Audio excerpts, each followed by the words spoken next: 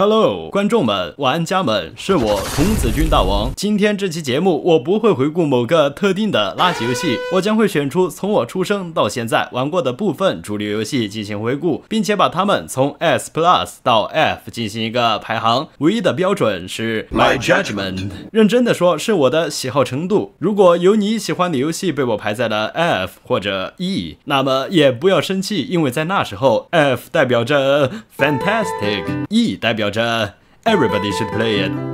如果有你讨厌的游戏被排在了 S，Don't worry， 在那时候 S 肯定就代表着 Suck my dick。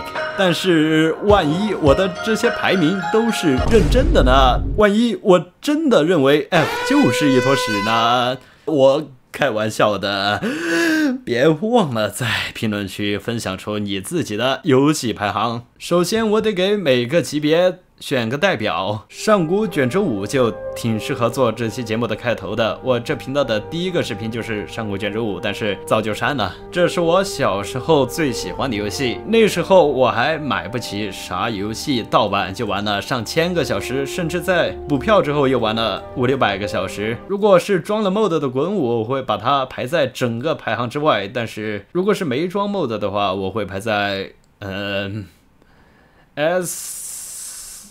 tier， S 挺适合的。Halo Combat Involved， 我1年级的时候第一次玩，竟然他妈的被那些野猪兽给吓到了，不知道为什么。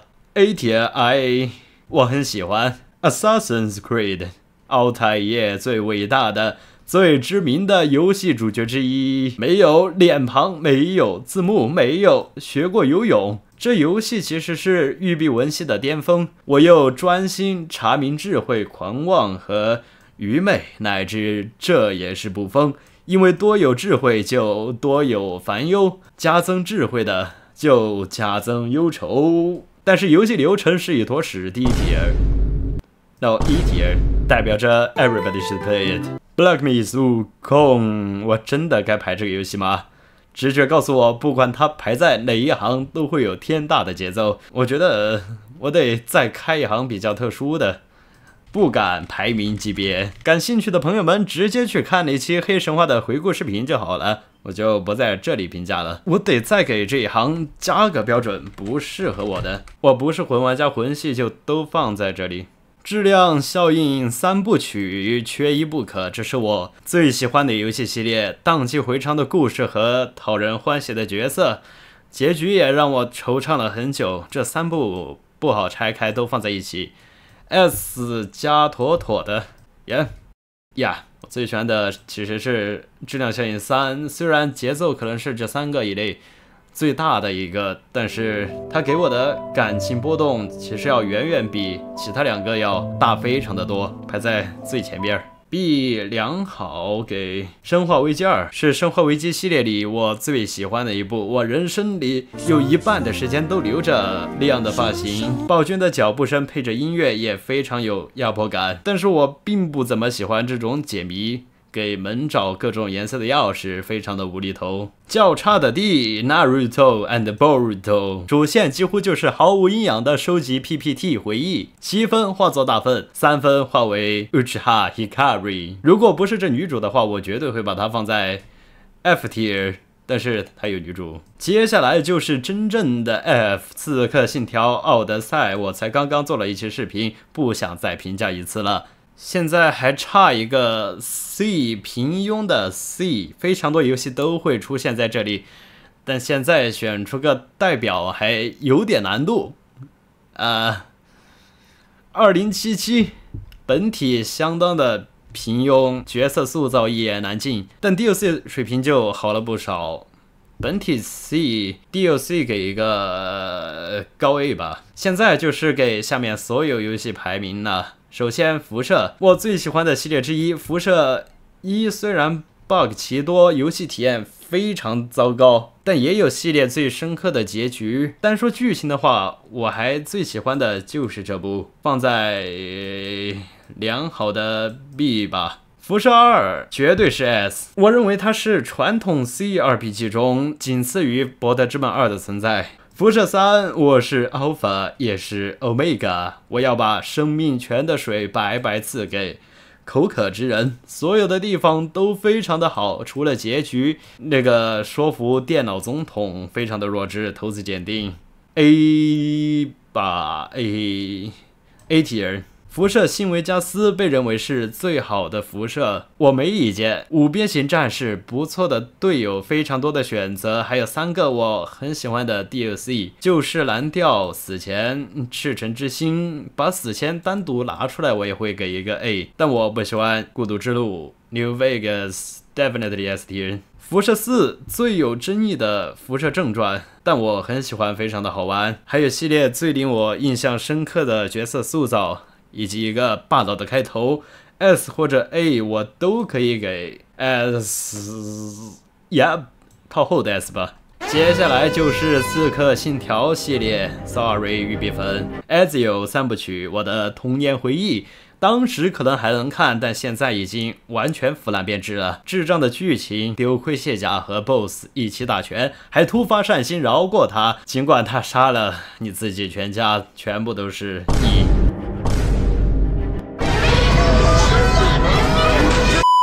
黑崎，现在的我有声誉也有财富，但这段离家的旅程并没有让我成长。当我回顾我所走过的路，我发现所有我深爱的人都已经离开我了。虽然主线叙事节奏混乱的难以置信，支线也是一如既往的罐头，但它的文案还是有一些出彩的地方。Low D， 刺客信条大革命。虽然是风评最差的一部，但却是我最喜欢的一部《刺客信条》。男女主长得都好看，剧情也没啥特别智障的地方，跑酷确实有点黏脚，但没到不能忍受的程度。整体体验也还不错 ，C 吧。博德之门1比起辐射1还是人性化了不少，剧情很严谨，但同伴塑造趋近于零 ，B。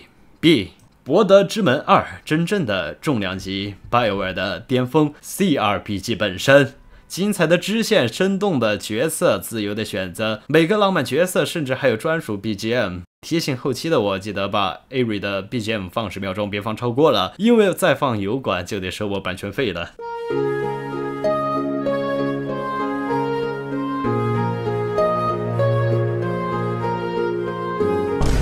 博德之门3属于 Larian 的续作，我其实不怎么喜欢3代的普通模式，但是最近我刚通关荣誉模式，也专门做了一期视频。头子在荣誉模式下就有一种人生模拟器的感觉了，没有后悔，只能带着遗憾和犯过的错前进，不计一切的通关。荣誉模式带给我的体验可以给一个 A， 优秀，我太喜欢荣誉模式的感觉了。龙之信条真实出现，最底层的游戏，自捏大粉随从，毫无逻辑的重复任务，弱智跑图刷级，一无是处，甚至在奥德赛的后边。质量效应仙女座，政治正确的先驱，砸了质量效应这块金字招牌，但终究还是质量效应，我还是很想玩续作 C。翡翠帝国，我觉得这是最被低估的游戏 ，BioWare 最接近《博德之门2》的作品。但真要论喜欢谁，那肯定还是质量效应3部曲，高 A 吧，高 A 或者 DS 高 A。51有个不错的剧本，但是操作非常的奇特，我会给个 A。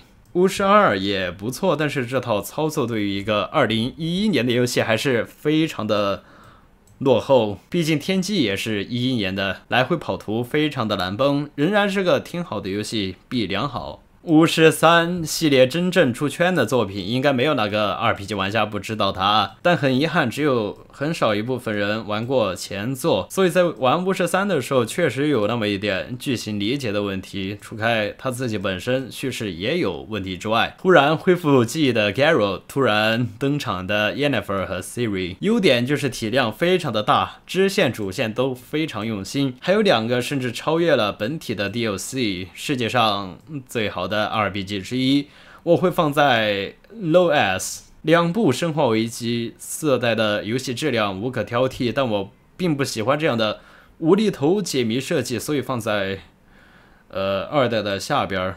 3代虽然短，但肯定到不到差的这行，也放在4代的后边吧。生化奇兵三部曲碎片化叙事的高峰，高峰有多高取决于你找到了多少块录音带。这种叙事方式说实话还是挺糟糕的，但在这种 FPS 里也没有啥更好的选择。1代和3代我会放在 A 里，2代相对最差，放在C。他女儿身材相对最好 ，Elizabeth 最羡慕的一集。上古卷轴前2部都不是人玩的，就算在当时也是大粪。F 第3部尘封小桃接手，这个系列才真正起飞。B吧。上古卷轴4才是真正让我享受这个系列的一代。非常不错的支线剧情，还有 Bethesda 最好的 DLC 战力孤岛和滚舞一起的 S。恩达瑞尔民间创作者用滚舞做出来的 mod， 也可以说是一个新的游戏，剧情非常的霸道，就算放在整个游戏界也是最好的之一，肯定是 S。异域镇魂曲我也做了一期视频，我挺喜欢的，前列的 A。龙腾世纪起源，我玩过的第一个 CRPG， 也是让我真正爱上了 CRPG 最好的角色塑造 S 吧。龙腾世纪2虽然风评极差，但是我非常的喜欢。生软一如既往的高水平文本，爽快的动作系统，很好的主线和支线，让我很想再玩一次。S。龙腾世纪审判队友长得非常的丑，但其实也有一部分刻画的还是不错，支线是育碧级别的马桶，主线也还行。如果你没玩过前作，那么就不要买这个游戏，或者他的新作《龙腾世纪4》B 吧 B 吧，最拉胯的一部。Minecraft 童年时光也是这个时代最具影响力的游戏之一，伟大的 A。半条命 Gordon Freeman in the Flash。我最喜欢的 FPS 1代万物起源 CS 都只是它的模组，高 A。 半条命2还是 A。 半条命2第1章内容非常的少，所以给一个 B。 第2章最终战的设计令人叹为观止，也是整体设计最为流利的一部，前列的A。半条命 Alex 刚做的视频，这个世纪的奇迹，玩法的开拓者，毫无疑问的 S。 最终章真的让我起了一身的鸡皮疙瘩。看火人我最喜欢的独立游戏A。 Edith Finch 像是在看百年孤独，而百年孤独是我最喜欢的小说之一，也是 A。 荒野大镖客 John 和 Arthur 都是最伟大的主人公之一，我都很喜欢，两个都是后排的A。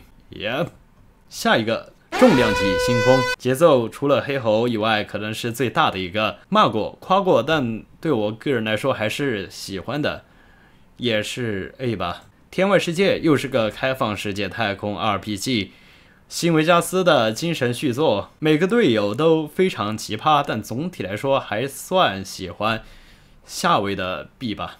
神之天平，我很喜欢去玩那些独立游戏，可以让我感受到和那些工业化或者说公式化的大厂游戏不同的一些，怎么说呢，一些超出我语言可以表达的东西。可以说在这种游戏里赚钱反而不是那么的重要，更多是为了满足自己的追求和梦想。所以说我能从这种游戏中看到创作者的热情，神之天平就是其中之一。非常感人的主线，有趣的战斗和养成系统 A 体。美国末日挺不错的现行游戏 B 良好。原子之心又一坨大便，对生化奇兵极其拙劣的模仿，很少的游戏会做的这么的垃圾了。既然他自个儿的文案里边都写过这种解谜很弱智，那为什么他妈的还得做出来？ F 新战神 Boy 从 ACT 变成了轻度的 RPG， 战斗有点重复，解谜勉强可以忍受，画面非常的漂亮，但不具备打败 RDR 的资质。 B 和 C 都可以。 C 吧。星球大战旧共和国武士最好的星战游戏，如果你可以适应那套反人类的操作系统的话，我最近确实想重玩一遍，但玩的确实心累。A tier。底特律变人也算是个出圈游戏了，让很多不玩游戏的人都明白，游戏最重要的就是交互。B 良好。GTA 系列 GTA 3是我第一部 GTA， 由于卡了4道 bug 没能通关。GTA 算是国内最具影响力的游戏系列，因为它能没有门槛的向所有人都展示出乐趣，3岁小孩都能看出在大街上开坦克轰炸路人，挺好玩的。C 一般。还有个罪恶都市也是 C。圣安地列斯可以给一个 B 良好，还有个 GTA 5。E 给 GTA 4， 无限重复的任务线，滑溜扭曲的驾驶手感，任务一个失败整段重来 Dog shit。 四海兄弟类 GTA， 但比起 GTA 系列，这个游戏的黑帮剧情反而更加吸引我，也是 B 良好。勇者斗恶龙1，我玩过的最早的游戏，刷子游戏，鉴于年代久远，开创的意义重大，我给一个 D。 勇者斗恶龙5除了引导做得非常差之外，其他做得非常的好。老婆3选1抓 Pokemon， 我最希望重置的游戏，我给 S 或者 S， 绝对值得。勇者斗恶龙11，原版和 S 版我都玩过，漫长旅途，感人至深，我最喜欢的 JRPG 之一，绝对的 S。薄暮传说，我最喜欢的传说，也是所有游戏、影视、文字作品里我最喜欢的主角，和传统的 JRPG 圣魔主角完全相反。当机立断，快意恩仇，遇到坏人是真的杀，诠释了一个匣子。但主线剧情绝对算不上顶级，所以不能排在 S+， 给一个 S。破晓传说，女主很可爱，剧情很圣母，刷级很弱智 E dog shit。耶稣8这剧本给了我一种奇幻版质量效应的感觉，其实恩达瑞尔也是，我很喜欢 Naxia。 A tier。 侠客风云传，虽然画面和优化都落后了10年，但这就是我最喜欢的国产 RPG， 不同的选择竟然会带给不同的主线剧情。 B 良好。仙剑4我还是挺喜欢这剧情的，尤其是开头那段致敬七龙珠的剧情，但游戏体验非常糟糕。 C 一般，玩不如看。下一个 Persona 3， 我最不喜欢的一部，日常太过无聊，糟糕的迷宫，几个角色也不太讨喜，主线剧情也是 JRPG 经典的圣母。 E 女神异闻录4，主角和我一样帅，最有代入感的一集，良好的 B。女神异闻录5有我这个系列最喜欢的角色 Futaba， 但还是 JRPG 经常有的问题，主线实在是圣母的没眼看。 C 一般。时空之钥，如果说 CRPG 的神是博德之门2，那么 JRPG 的神就是时空之钥，最顶级的 S+。 Terraria 探索和冒险，最好玩的游戏之一 S。Doom 不是我特别中意的那一类 FPS。 C 一般吧。 Internal 比16年的 Doom 爽很多，但不算打动我，比较靠前的 C 吧。接下来是我最喜欢的 Galgame 环节， Above Love 系列被认为是最好的 Galgame 之一，校园片轻松有趣。第二部画风一转，走进了进击的巨人片场。实际上剑山创的来源就是此作，但是剑山创喜欢伤害读者的毛病，也就是玩这游戏玩出来的。我不会剧透，只是比喻一下，他们两个都在结局部分突然发病。我正在吃一碗饭，但吃到最后发现藏着一坨屎，不管前面的饭多么的可口，让那坨屎隐藏的多么的精妙，但吃到最后依旧会发现自己吃到了一坨屎。校园篇 B。 第二部准确的来说是第3部，它带给我的伤害远远大过最后一行，我要单独给它开一列。饭里掺屎，精神创伤级别。 Fuck off。 命运石之门也算是 Marvel Love 的后辈，症状比 Marvel Love 轻了非常多，我还是比较喜欢的。 B 良好。命运石之门0，我告白的一些表现太过智障，不如本片。C 吧。Clannad， 我最喜欢的 God Game Definitely S+。每个角色我都喜欢，搞笑的时候非常搞笑，感人的时候非常感人。如果你喜欢视觉小说类的话，那么 Clannad 绝对是必玩的一个游戏，甚至你还会获得一些人生感悟，获得大量经验值 ，Level Up， Elengeki Unlock。不要看动画，叙事非常的混乱，非常的毁原著。夏日口袋，如果你喜欢 Clannad， 那么 Key 社此作也是必玩的。S 和 A 都可以，优秀的 A。